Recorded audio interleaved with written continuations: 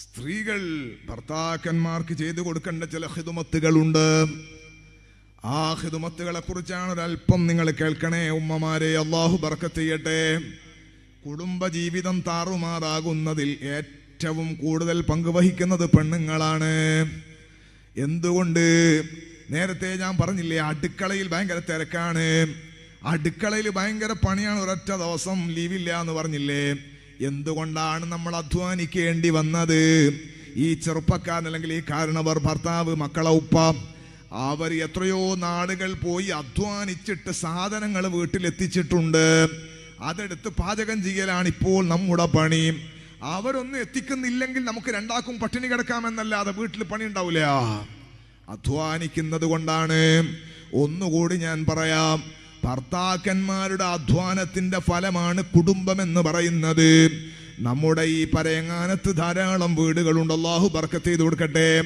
ഈ വീട് ആരുതാണ്? ഇത് അമ്മദാജിൻ്റെതാണ്, ഇത് കരീമാജിൻ്റെതാണ്, അത് ഔക്കറാജിൻ്റെതാണ്. പേരൻ കറിഞ്ഞിട്ട് പറഞ്ഞല്ലേ, ഞാൻ ഒരു ഉദാഹരണം പറഞ്ഞതാ. കലാനി അല്പം ഔക്കറാജിയും കരീമാജി ഉണ്ടെങ്കിൽ ദേഷ്യം പിടിക്കണ്ട. ഇത് പോക്കറാജിയാണ്, അമ്മദാജിയാണ്, സൈദൽവിയാജിയാണ്. ആജിക്കാരെ പേരിലാണ് പുരയുള്ളത്. ആജിക്കാടെ ഉള്ളത് മൂപ്പര് ഖത്തറില, സൗദിയില, ദുബായില, സിംഗപ്പൂരിലാണ്. അവിടെയാണ് ജോലിയുള്ളത്. മൂപ്പര് കൊല്ലത്തിൽ എപ്പോഴെങ്കിലേ വരുള്ളൂ. ഈ വീട് ആരാ താമസിക്കുന്നത്? ഭാര്യയും മക്കളുമാണ്. ഞാൻ എൻ്റെ ഉമ്മമാരോട് ചോദിക്കുന്നു, ഈ ഭർത്താവ് എന്ന് പറയുന്ന സാധനം ഇല്ലേ, ഇയാള് യന്ത്രങ്ങളെപ്പോലെ, യന്ത്രത്തെ പോലെ പണിയെടുത്തിട്ട് ഭാര്യയാകുന്ന നിനക്കും നിന്റെ മക്കൾക്കുമുള്ള സ്വസ്ഥതക്കും സന്തോഷത്തിനും പഠിപ്പിനും നല്ല ജീവിതത്തിനും വേണ്ടി അധ്വാനിക്കുകയാണ്. രാവിലെ ഇല്ല, വൈകുന്നേരം ഇല്ല, പകലില്ല, രാത്രിയില്ല. ഓവർ ടൈം പണിയെടുത്ത് ക്ഷീണിച്ചാൽ പിന്നെ ഓവർ ടൈമിന് അപേക്ഷ കൊടുക്കാണ്. സുബ്ഹാനല്ലാഹ്. ചിലപ്പോൾ നമ്മൾ കാണുന്നത് സമ്പന്നരായ ആളെ മാത്രമാകും. എത്ര പാവപ്പെട്ട ചെറുപ്പക്കാരുണ്ട്. ഷാർജയിൽ നിന്നൊരു ചെറുപ്പക്കാരൻ എന്നോട് പറഞ്ഞു, ഉസ്താദേ 6 കൊല്ലത്തോളമായി ഞാൻ രാവിലെ നാസ്ത കഴിച്ചിട്ട്, രാവിലെ ചായയും കുടിക്കാറില്ല, നാസ്തയും കഴിക്കാറില്ല, റൂമിലെ മെസ്സിന് കൂടാറില്ല, പൈസ കൊടുക്കാനില്ല, പള്ളിൻ്റെ അടുക്കലൂടെ നടന്നിട്ട് വെള്ളം കുടിക്കും, പച്ചവെള്ളം എടുത്ത് കുടിക്കും. 11 മണി 12 മണിയായാൽ നാസ്ത കഴിക്കും. വൈകുന്നേരം 5 മണിക്ക് എന്തെങ്കിലും ഒന്ന് കഴിച്ചാൽ പിന്നെ രാത്രി ഭക്ഷണം വേണ്ട. കാരണം ചെറിയ ശമ്പളമാണുള്ളത്. ചായ കുടിക്കാറില്ല, വെള്ളമൊന്നും കഴിക്കാറില്ല. ഇപ്പം വയറിന് ചെറിയ വേദന വന്നിട്ട് കഴിഞ്ഞ പ്രാവശ്യം ഡോക്ടറെ കാണിച്ചപ്പോൾ അൾസറിന്റെ തുടക്കാന്നാ പറഞ്ഞത്. ഭക്ഷണം ക്രമീകരിക്കണോന്നാ ഡോക്ടർ പറഞ്ഞത്. ഉസ്താദേ, എൻ്റെ ഭക്ഷണം ക്രമീകരിച്ചാൽ എൻ്റെ കുടുംബത്തിന്റെ ക്രമീകരണം തെറ്റുന്നതാ. എത്ര ചെറുപ്പക്കാരുണ്ട്, അധ്വാനിക്കുന്ന ചെറുപ്പക്കാര്. സുബ്ഹാനല്ലാഹ്. ഞാനൊരു ദർസ് നടത്തുമ്പോൾ, കുറച്ച് വർഷങ്ങൾക്ക് മുൻപാണ്, പയ്യന്നൂരിൻ്റെ അടുത്ത് ദർസ് നടത്തുമ്പോൾ, അന്ന് വഅള് അടുത്തൊരു മഹല്ലിലാണ്, അതുകൊണ്ട് ഞാൻ അവിടെ തന്നെ ഉണ്ട്.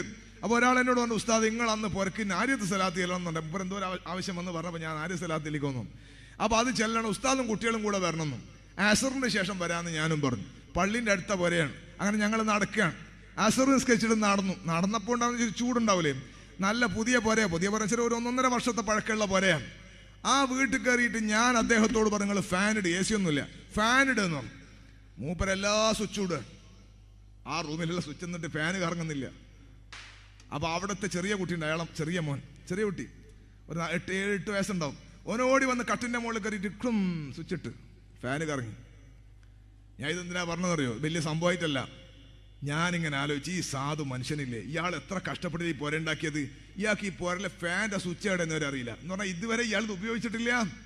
നമ്മൾ മനസ്സിലാക്കണം, ഈ ആണുങ്ങൾ എന്ന് പറഞ്ഞ സാധനമില്ലേ, അവർ ഈ വീട്ടിലെ ഫാൻ ഉപയോഗിക്കുന്നില്ല, AC ഉപയോഗിക്കുന്നില്ല, ഫ്രിഡ്ജ് ഉപയോഗിക്കുന്നില്ല. ഞാൻ എൻ്റെ സഹോദരിമാരോട് പറയട്ടെ, ഈ വീട്ടിലെ ഫ്രിഡ്ജ് എവിടെയാ വെക്കേണ്ടത്? നിങ്ങളാ തീരുമാനിച്ചത്. അടുക്കളയിൽ ഏത് ടൈൽസ്, ഏത് കളറുള്ള ടൈൽസാ വേണ്ടത്, നിങ്ങളാണ് തീരുമാനിച്ചത്.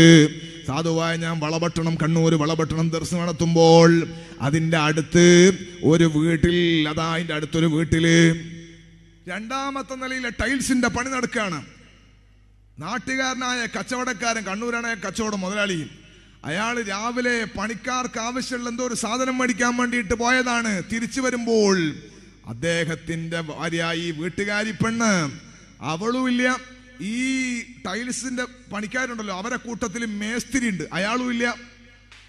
പണി തീർക്കാൻ വേണ്ടിയിട്ട് ഒരു കൂട്ടി വെച്ച 3.25 ലക്ഷം ഉറുപ്പില്ല, ഇവളെ സ്വർണ്ണമില്ല. ഓക്കെയും കൊണ്ട് ഇവള് പോയി. നോക്കിങ്ങള്, വലിയ കൊട്ടാരം പോലുള്ള വീട്ടിലെ 2ാമത്തെ നിലയിൽ പണി നടക്കുന്നു. ആ പണി നടക്കുമ്പോൾ അപ്പണിക്ക് വന്ന ബീഹാരിന്റെ കൂടെ ഇവൾ ഒളിച്ചോടിപ്പോയി. 3.25 ലക്ഷം ഉറുപ്പിക ഇവളെ പൊന്നെടുത്തിട്ട്. ദുബൈക്കാരനാണോന്നില്ല, ഈ മാൻ പോയാൽ പിന്നെ ആരവാരിയായാലും കണക്കാണ്. അള്ളാഹു നന്നാക്കി തരട്ടെ. എന്തൊരു ദുരന്തമാണ്, എന്തൊരു ദുരന്തമാണ്. കൊട്ടാരത്തിലെ രാജ്ഞിയായി കഴിയേണ്ട പെണ്ണാണ്, നാട്ടിലെ രാജ്ഞിയെ പോലെ വാഴേണ്ട പെണ്ണ്. ഏതോ ഒരു ദേശത്തുള്ള ഏതോ ഒരു സ്റ്റേറ്റുള്ള ഒരുത്തന്റെ കൂടെ ചെറിയ ഒരു സുഖം, അതാ ഒരു നിമിഷത്തെ സുഖത്തിന്റെ ആലോചനക്കൊരു ബുദ്ധിക്കുറവ് കൊണ്ടെടുത്ത് ചാടിയാൽ സുബ്ഹാന ജല്ല ജലാലു. ഞാൻ പറഞ്ഞത് പേര് അതിരീമിന്റെയും ഹാജിയാരെയും പേരിലാണ് രജിസ്റ്റർ ചെയ്തിട്ടുള്ളത്. പക്ഷെ വീടുള്ളത് നിന്റെ ഉപയോഗത്തിലാണ്. നിങ്ങളാണ് ഭരിക്കുന്നത്, നിങ്ങളാണ് വീട്ടുകാര്. അല്ലാഹുവിന്റെ ഹബീബ് സല്ലല്ലാഹു അലൈഹി വസല്ലം തങ്ങൾ പറഞ്ഞില്ലേ, ഖൈറുൽ മർഅത്തുല്ലതി ഖൈറുൽ മർഅത്തുല്ലതി തസുറുഹു ഇദാ നദർ. ഏറ്റവും ഖൈറായ പെണ്ണാരാണ്? അവളെ നോക്കിയാൽ സന്തോഷം നൽകുന്ന പെണ്ണാണ് എന്ന് മാത്രമല്ല, കൽപ്പിച്ചാൽ അനുസരിക്കുന്ന പെണ്ണാണ്. ഭർത്താവിനോട് അവളുടെ അദ്ദേഹത്തിന്റെ സ്വത്തിലോ അല്ലെങ്കിൽ അവളുടെ സ്വത്തിലോ ശരീരത്തിലോ ഭർത്താവിനോട് എതിര് ചെയ്യാത്തവളാ. ഭർത്താവിനെ സന്തോഷിപ്പിക്കണം. സയ്യിദുൽ വജൂദ് മുഹമ്മദുർ റസൂലുള്ളാഹ് സ്വല്ലല്ലാഹു അലൈഹി വസല്ലമ തങ്ങളടുക്കൽ സ്വഹാബികൾ ചോദിക്കുന്ന ഒരു ചോദ്യമുണ്ട്. യാ റസൂലല്ലാഹ്, ഞങ്ങൾക്കൊരാഗ്രഹമുണ്ട് നബിയെ, തങ്ങൾക്കൊരു സുജൂദ് ചെയ്യാൻ, തങ്ങൾക്കൊരു സുജൂദ് ചെയ്യാൻ വേണ്ടിയിട്ട് ആഗ്രഹമുണ്ട്, സുജൂദ് ചെയ്യട്ടെ. തങ്ങൾ പറയണേ, സൃഷ്ടികൾക്ക് സുജൂദ് പാടില്ലല്ലോ സ്വഹാബ. സൃഷ്ടികൾക്ക് സുജൂദ് അനുവദിക്കപ്പെടുമായിരുന്നുവെങ്കിൽ ഭർത്താക്കന്മാർക്ക് സുജൂദ് ചെയ്യാൻ ഭാര്യമാരോട് ഞാൻ കൽപ്പിക്കുമായിരുന്നു. സുബ്ഹാനല്ലാഹ്. സ്വഹാബികൾ ചോദിക്കുന്ന നബിയെ, ഭാര്യമാർക്ക് ഭർത്താക്കന്മാരോട് അത്രമാത്രം ബാധ്യതയും കടപ്പാടുണ്ടോ? ഉണ്ടോന്നോ സ്വഹാബ? തിരുനബിയുടെ വാക്കുകൾക്കു സ്വല്ലല്ലാഹു അലൈഹി വസല്ലം. ഭർത്താവിന്റെ ശരീരത്തിൽ എന്തെങ്കിലും സ്കിന്നിന് ചുളിവ് ബാധിച്ചിട്ടല്ലെങ്കിൽ പഴുത്തിട്ട് ദുർഗന്ധമുള്ള ചീഞ്ചലമൊഴുകുകയാണ്, കർച്ചീഫ് എടുത്തിട്ടോ ടിഷ്യൂ പേപ്പർ എടുത്തിട്ടോ ഒപ്പിയെടുക്കുന്നു നല്ല തങ്ങൾ പറഞ്ഞത്. പശു അതിന്റെ നാവ് കൊണ്ട് അതിന്റെ കുട്ടിയെ നക്കുന്നത് കാണുന്നില്ലേ? അതുപോലെ ഭർത്താവിന്റെ ശരീരത്തിലൂടെ അരിച്ചിറങ്ങുന്ന ഈ ചീഞ്ചലം ഭാര്യ അവിടെ നാവ് കൊണ്ട് തൊപ്പിയെടുത്താലും ഭർത്താവിനോടുള്ള കടപ്പാട് പൂർണ്ണമാകുന്നില്ല. നബി മുഹമ്മദുർ റസൂലുള്ളാഹ് സ്വല്ലല്ലാഹു അലൈഹി വസല്ലം